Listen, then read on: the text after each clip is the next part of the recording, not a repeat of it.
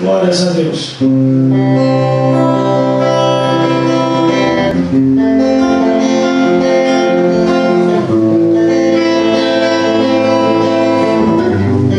Preste atenção na letra desse louvor, porque Deus conhece você e a mim. Às vezes pensamos que Deus não nos está vendo, mas Ele está contemplando cada um de nós, o nosso deitar, o nosso levantar, tudo Ele vê. Glória a Deus.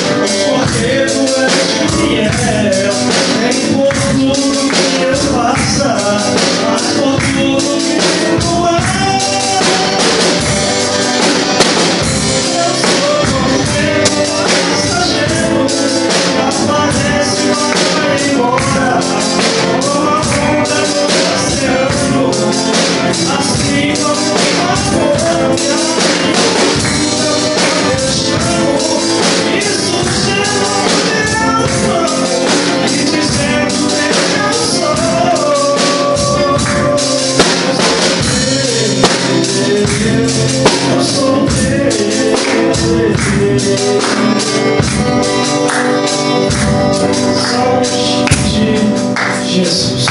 Vamos para a mensagem.